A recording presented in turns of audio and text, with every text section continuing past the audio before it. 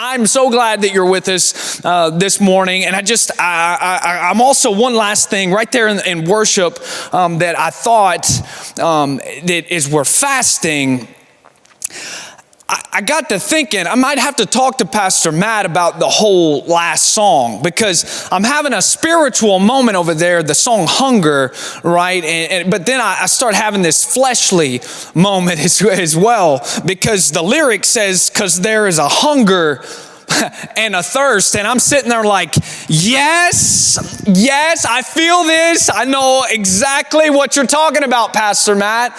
And then there's the blurred lines between, is this spiritual or is he talking about something else? And then it says, I'm desperate, immerse me. And I'm thinking like a McDonald's commercial or something. I'm thinking like, all right, I'm ready. I'm not waiting, not anymore. And at this point, I'm like, he's definitely talking about a cheeseburger, but he's not, because it says, I need you, Lord. I need you, Lord. Who plays the song Hunger while we're all fasting? So I don't know. But man, if you're fasting, man, glory to God. Pastor used a term I liked a few weeks ago about fasting. He called it spiritual nitrous.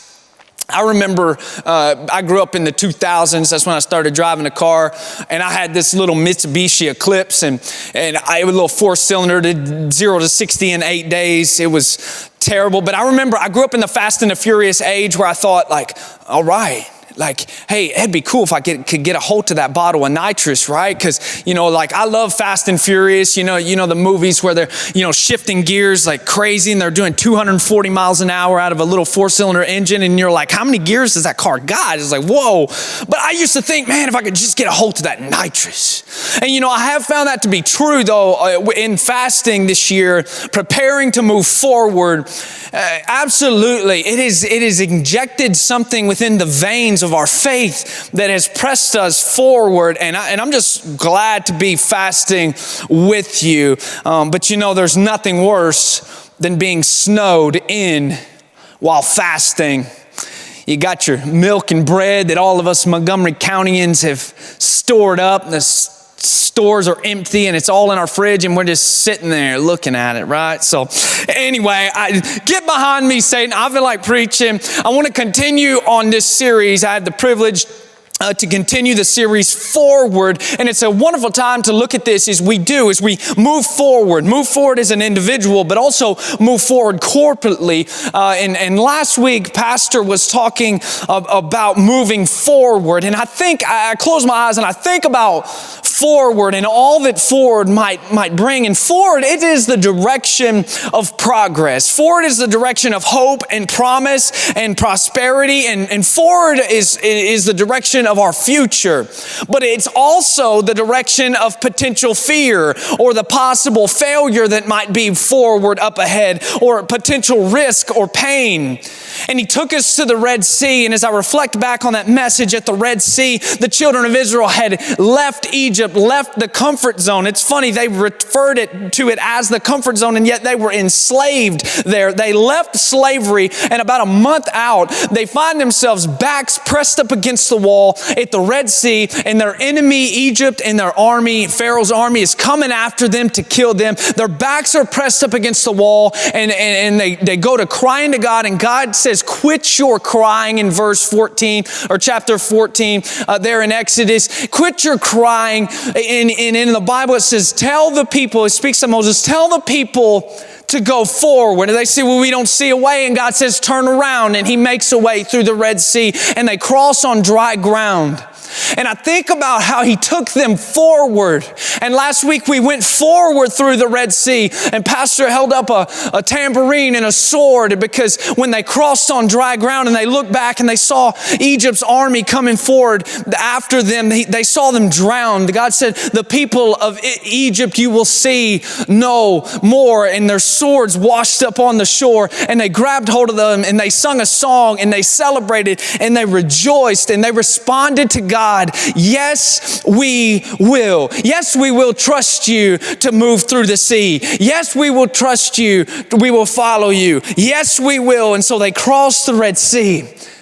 And I want to pick up there, but I know it was in that moment when the waters resided and the threat of Egypt was over and the swords were amongst the shore, and they had sung their song and danced their dance, and they had grabbed themselves a sword. I'm not sure if it was 1 day or 2 days or 10 days, but I know that there was a moment in which all of Israel thought to themselves, now what?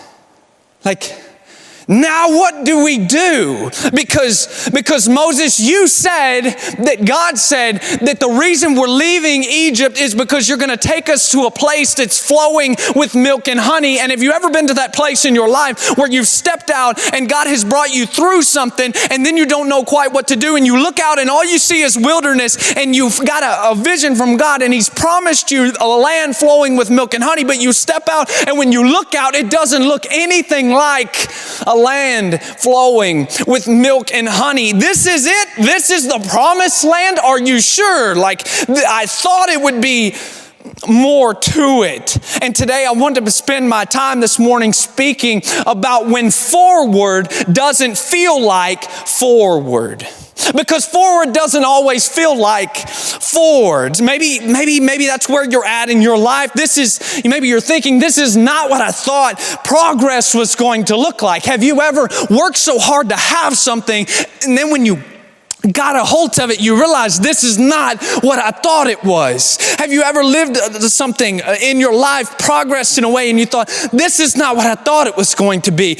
Got in marriage, this is not what I thought marriage was about. This is a lot harder than I thought it was going to be. Parenting, man, I thought having kids was cute and cuddly, but really it's hard and it's crazy, and the teenagers with attitudes, and it's all kinds of things I didn't know about. Even following Christ, I said yes to Jesus, and I thought, okay, this is great. This is the best feeling ever. But then when we went forward, it's like I didn't sign up for all of this. Going forward, sometimes we start to feel things and see things and experience things that we just weren't ready for. Forward can be a dangerous thing. You might be thinking to yourself, this is not the dream that I had. This is not how I saw it playing out in my mind. This is not the job in which I envisioned doing when I was a little boy or a little girl. This is not the ministry I thought I might find myself in. This is not the life that I thought I was going to be living. But have you ever been in a place in your life where you're just stuck? You're stuck in life, and it's a place where you hear pastors or pastor preach about moving forward, and you see the graphic about moving forward and taking a step with Jesus, and you're like, all of that sounds great.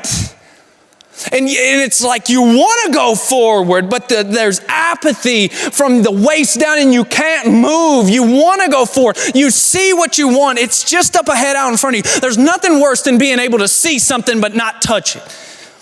And it's so true. So many times in life, we get stuck in life and we can't move. We get stuck analyzing our lives. This is not where I thought I should be. Well, the internet says that I should have saved this much money by the time I'm this old, and I should have this much of a job, and I should be able to afford this kind of house by this point in my life, and I should be at this certain benchmark. And we spend our lives stuck seeing where other people are going, and we're just stuck in where we are, and we want to go forward. And then I started flipping through the pages of the Bible, and I saw all of the people who spent time stuck, like the man in Acts chapter 3 who's stuck at the gate called Beautiful for 40 years. 40 years he's begging for coin. I think about it sometimes. It's interesting to me that he was asking for coin. And perhaps the first year he was stuck, he was asking for a cure, but then he had done give up on a cure, and so he just starts asking for coin. Something to get me by, and he's 40 years stuck. And then something interesting happens. He gets this system where people just start bringing him and dropping him off every day. It's a routine. It's a system. He's got a spot. And he's stuck in this system. But is he really stuck if he's not really even trying to get out? anymore. My point is this, is sometimes we can get so stuck and we can be stuck so long that we settle in our stuckedness. Don't even know if that's a word, but I'm going with it. We settle in it though, and we sit right in it. We're like the woman with the flow of blood for 12 years. She's stuck with a condition that even though she spent all she had, she couldn't get rid of. She reached, she tried, but until she reached for the great physician of heaven, she continued to be unwell. But the moment she reached for Jesus, the moment she reached for his garment, that's the moment in which she became unstuck, and we become stuck in life just like Joseph. We have a dream, and there's nothing worse than knowing there's something on your life and being stuck in a place in which you can't complete it. Like Joseph, he has this dream, I'm going to be great, but he's incarcerated. I think about how God has promised David the kingdom. He's going to be a great king, and he's going to do a lot of things, but there's a giant in his way calling him names. I think about the Apostle Paul, who was knocked off of his horse, literally came face to face with God, and God was like, why do you fight me so hard? And then I think about how he had to live his life on house arrest, and he couldn't just go preach sermons wherever he went. Little did he know, if he would have just preached the sermon, then some 2,000 years later, we wouldn't have known what he said. But God had him write it down. Even his house arrest had a purpose. Yeah, but we get stuck. We get stuck in life. And there's a moment, there had to be a moment in they're leaving the Red Sea and they're moving forward where they thought to themselves, this doesn't feel like favor. This doesn't feel like forward. This feels like forgotten. It feels like forgotten. It feels like God has left me. It feels like he's done this miraculous thing, and he showed us this way, and he got us out of trouble, and then he just let go. You ever been there in life? You're going forward, you're following along, you're fasting, you're praying, you're reading your Bible, you're going to church, and you're going forward, but in the going forward, you get stuck. You're stuck in a place in which you don't love, stuck in the wilderness. 2 months go by after the Red Sea roughly, and they come to this place called Mount Sinai. It's an important place in the Bible where God lays it all out there. He gives Moses the 10 Commandments. They see the fire from heaven. He shakes the ground beneath their feet. They see smoke. They see an amazing thing. That's where they make the golden calf, and they worship a false idol just as they did in Egypt. And then Moses comes down, he's mad, breaks the tablets. That's where God lays out the plan. But I love what happens in Deuteronomy chapter 1 when Moses is recounting what happened, how it took place. And that's where I want to go. I just want to really give you 2 to 3 verses today as you're at home. In Deuteronomy chapter 1, verse 6, the Bible says this. He says, when we were at Mount Sinai, the Lord our God said to us, you have stayed at this mountain long enough. You've been here long enough. It is time to break camp and move on.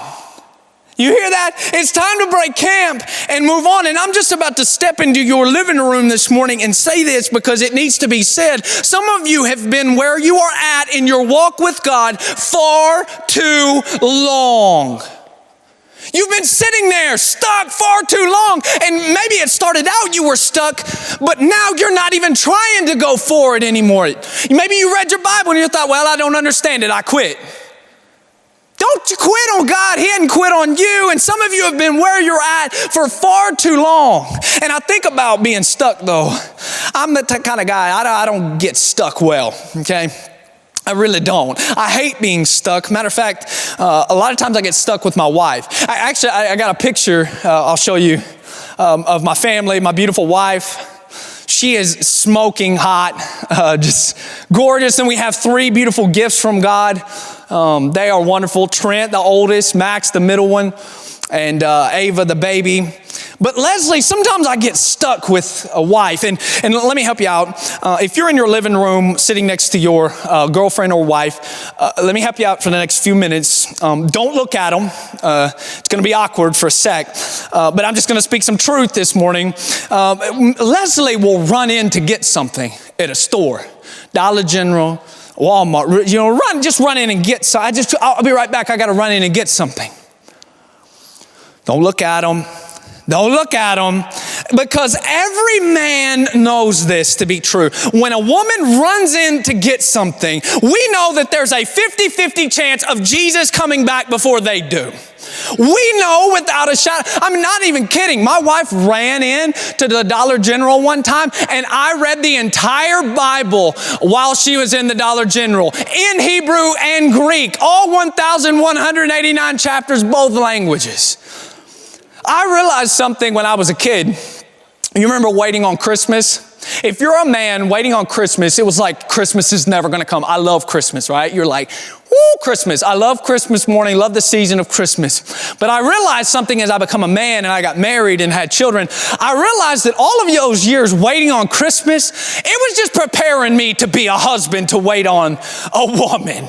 Like, that is the truth. Like, the Bible says that God said, I'll never leave you nor forsake you. But my wife never made that same promise. And there have been several times where she walked up in those Walmart and I've been like, well, she gone. They got her. She gone. They got her good. It's over.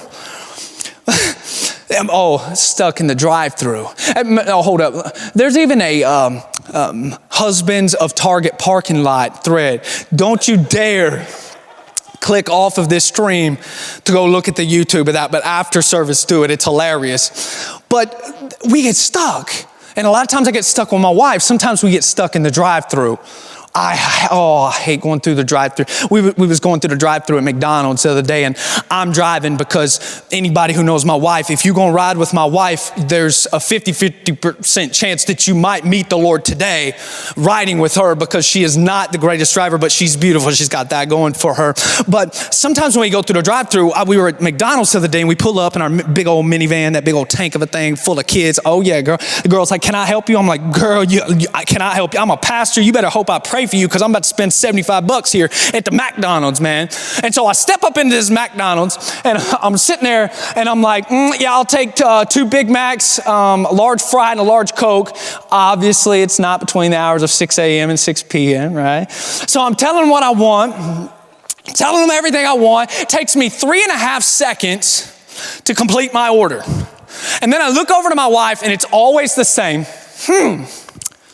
Now, what do they have? I'm like, it's McDonald's, the same thing they've had for 400 years. Just order.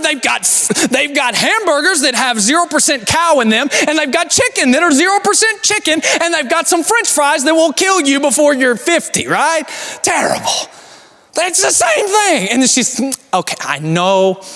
Let me see. No, it'll cost more if I do it that way. And, I know what I want. Praise God.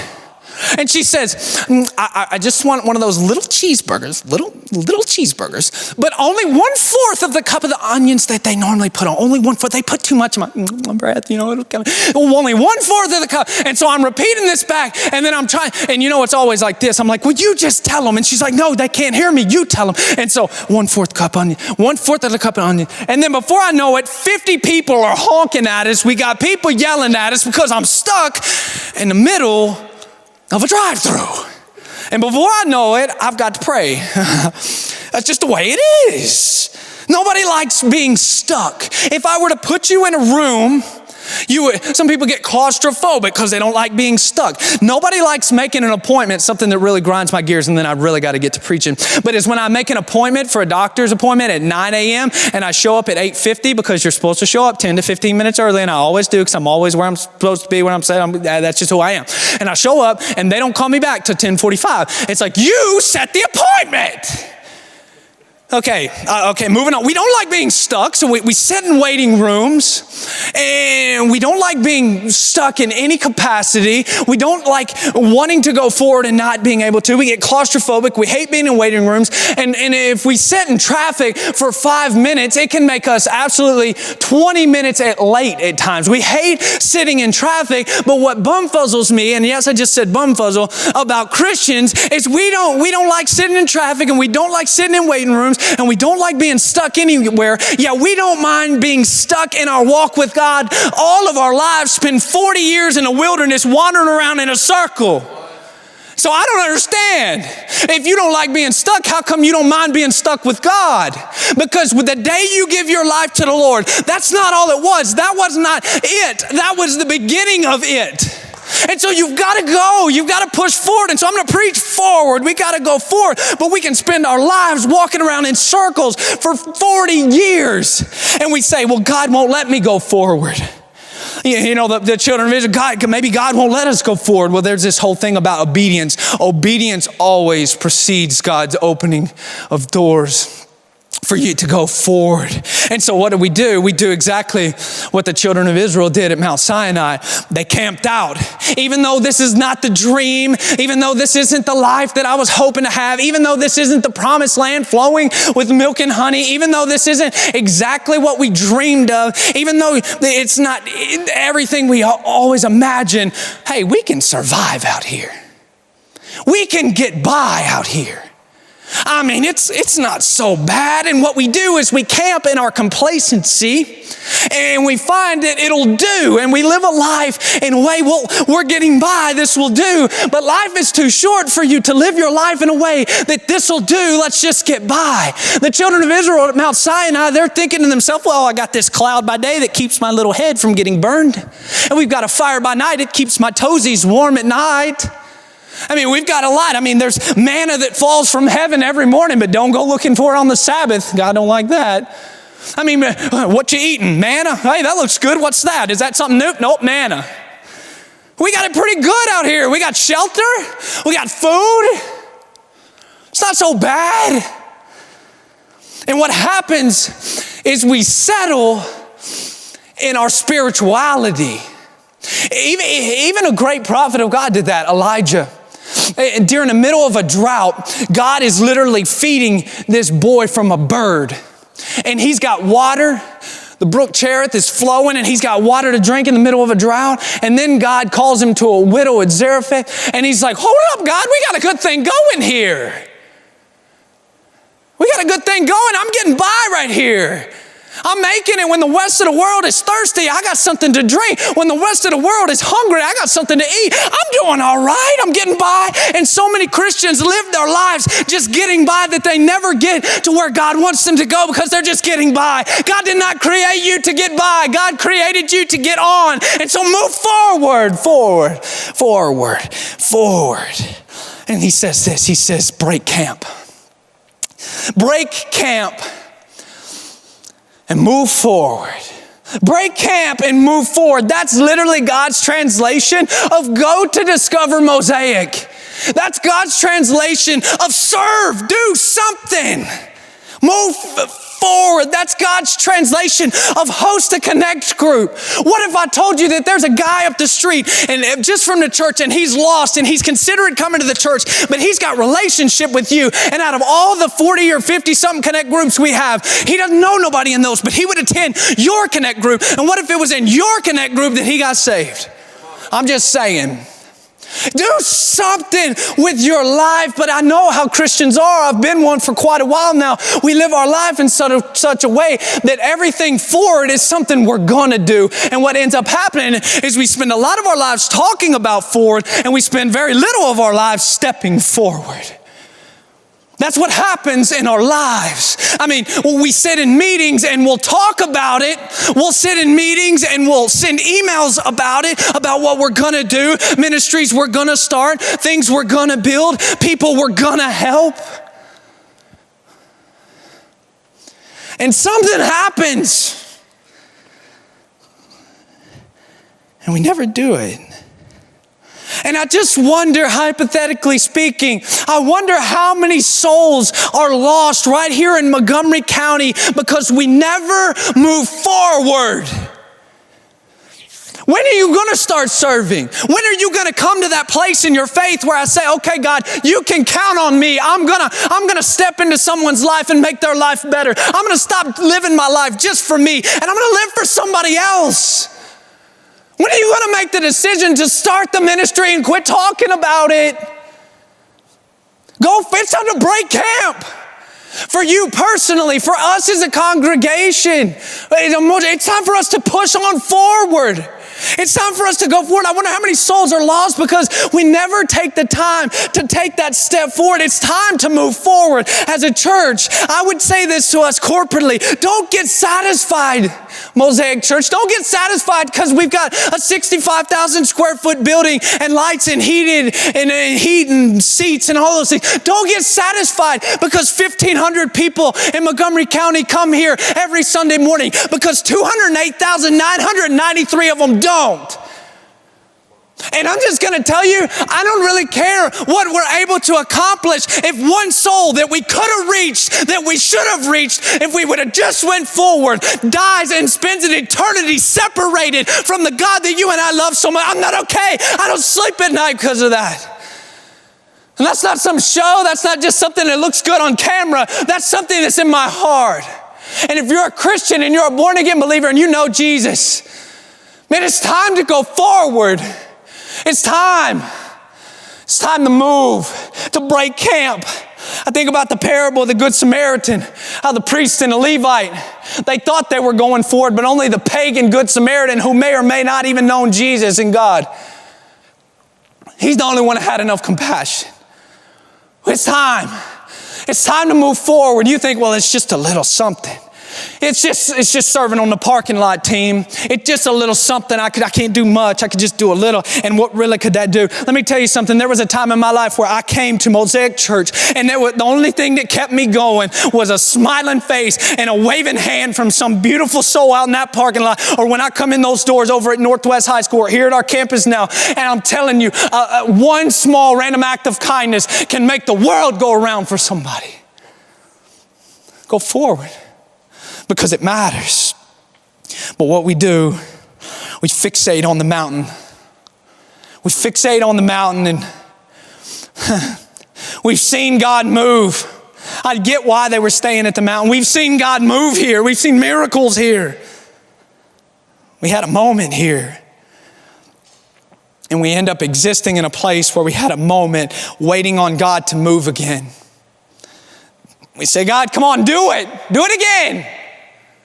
I haven't moved. I'm standing right where I was the last time you did something cool.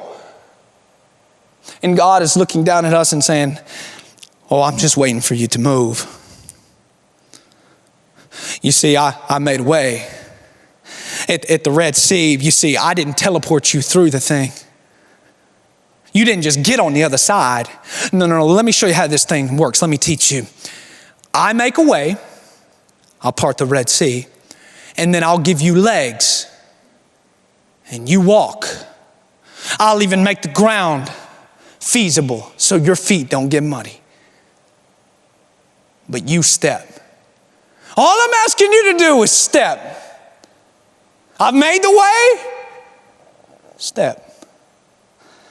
God's just waiting on us to move.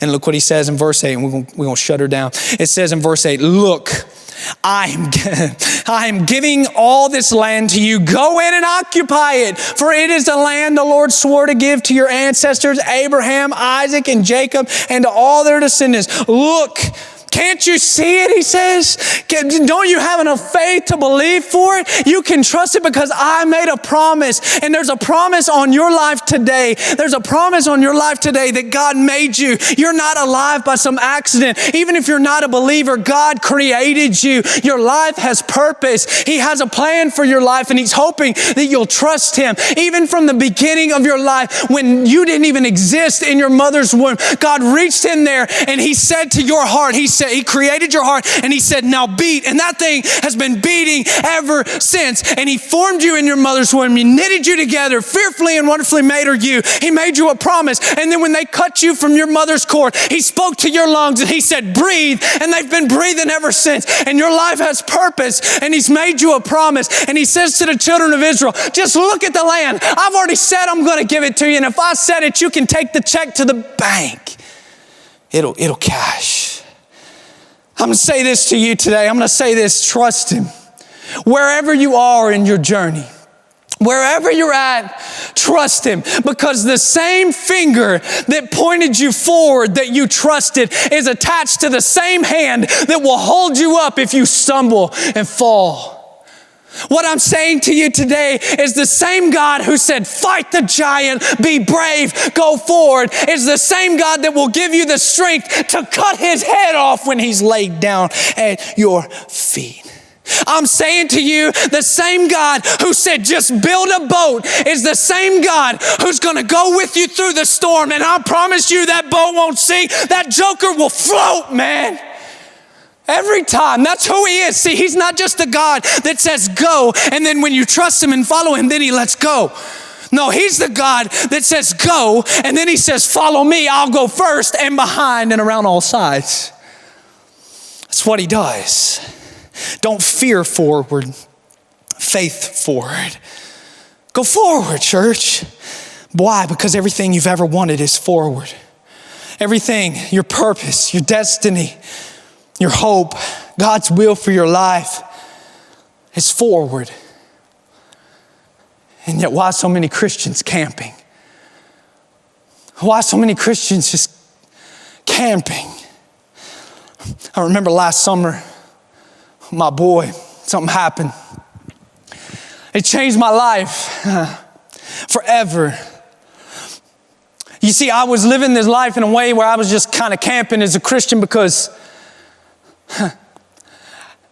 I was stuck. I didn't really know what to do. I wasn't in the job I thought I was going to be at forever, nor was I in a ministry in which I thought I was going to be at forever. And one Sunday afternoon, I'm sitting on a bench and I'm watching my boy, my oldest son, Trent. You ever just watch kids do kid things? And I was watching my boy, and he was riding his bike. And the thing about Trent, man, is Trent, he don't do anything half speed. It's always full speed. He's the typical 5-year-old that like, how fast can I ride this bike? And he got on his bike, and I was watching him ride, and I was sitting there arguing with God. I wouldn't recommend it, but sometimes I do. And I was arguing with God that, God, this is not where I want to be. I mean, I feel like you've made me this promise and you said go, and I'm going, and now I feel like you're gone. Where'd you go? This is not how I'm stuck. I can't go forward. I know you've called me forward, and yet I can't fulfill the calling that's on my life. What do you do with a God who won't let you quit, but you don't have the strength to keep going? So I'm just sitting there watching my boy, and I have this thought in my mind. I have this thought like, how come it's so easy for him to go forward? He doesn't even care about what's in front of him. He's just on his little bike riding, going forward. Man, look at him, carefree, look at him go. And we was at my mother and father-in-law's, and they got this long driveway. It's got quite a bit of a slope to it with the main highway down at the bottom. And it's inset where the driveway actually sits down a little lower, and there's 2 banks on both sides. And my little boy's just riding his bike, and I'm thinking to myself, God, I want to go forward, but I can't.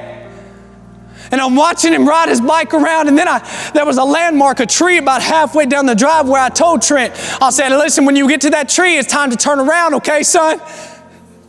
It's time to turn around. And my son, the thing is, I taught him how to go, but I didn't teach him how to stop. And my son takes off on his bike, and it's a little bigger bike than he was used to. And I'll never forget, this was a marked moment in my life that I will never forget.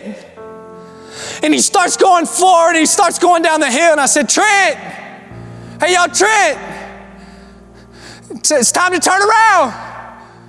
Slow down. Come on back, Trent. Come on back. And I'll never forget the terror and the fear that I saw in my boy's eyes when he looked around. He said, Dad, I can't stop. And he was going faster and faster. And it was in that moment that I flung into gear as a dad, and I started running. I started running after my boy with everything that I had in me. And I ran, and it was in that moment of running after my son that I realized That's not even my son because I can't protect him as I promised. I can't save him like I wish I could. I'm not going to get there in time.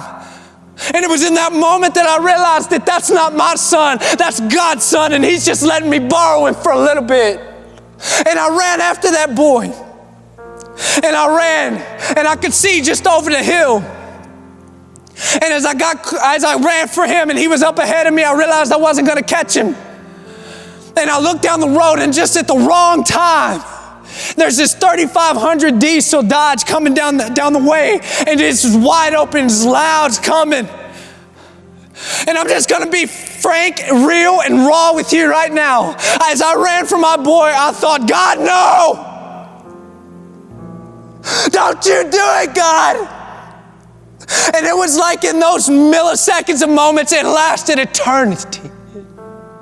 Don't you do it, God! I've preached in a foreign country. I'll preach your gospel. I read the Bible. I live for you.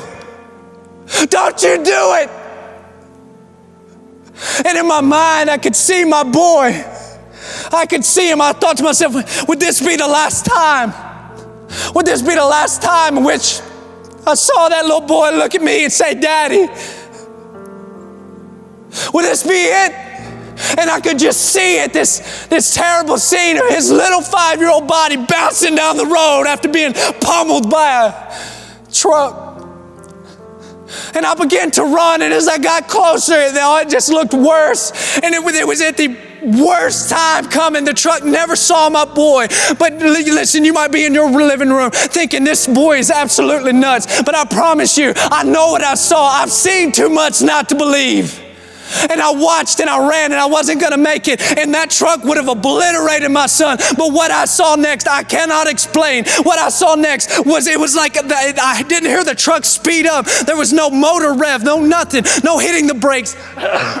The truck didn't even see my son. But what I saw next, I cannot explain. It was like somebody picked up that magnificent, huge diesel truck and scooted it forward. And missed my son by like a foot. And my son rolls out into the road, and the truck never slows down, never even saw my son. But it was like the truck, somebody picked it up and just moved it at the speed of light. I know what I saw. I know what I saw. And I'll never forget, I come and I run and I snatched him out of the road and I took him back. And I set him in safety. And I'll never forget looking up to heaven. And I'll never forget saying, God. And it was in that moment, I don't know if it was audible, I don't know, it was a moment that's marked in my life forever. I heard these words, I will never fail to protect my children when they're moving forward. Move forward. Move forward. If you have enough faith to trust Him, to go forward, then He has enough favor and provision to protect your life. It's time to break camp.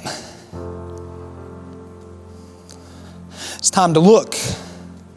Can't you see the promise that's before you, child of God? If not now, when? It's time to break camp and move on. The wilderness that's before you, this moment in which you're in, this isn't the way. This is the wilderness. But it's part of the way. This isn't your destination. This is a seasons. And seasons come. And seasons pass. And seasons come to pass. This is a moment. Not your life. I'm telling you to leave the mountain. Quit waiting. Because mountains don't always move. Sometimes you stay at a mountain all your life waiting on God. Mountains don't move, but Messiahs do. And I'm not following a mountain. I'm following a man. And His name is Jesus.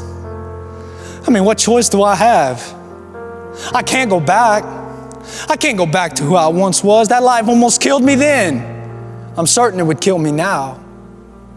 You can't go back. Matter of fact, you can't afford to go back, and you can't afford to stay seated right where you are. No, you must go forward. You must take the hand of Jesus, and you must break camp, and you must begin to go forward. And corporately as a church, whether we're snowed in, we're still going forward. Devil can't stop us with a little snow. We're going forward. Forward. We're going forward into other nations. We're going forward into people's homes. We're going forward into people's lives. We are going to press the gospel forward because this is the only shot we're ever going to get to do so. This is your one life. You want to spend it waiting around? No, not me. As for me and my house, man, we're going to go on forward.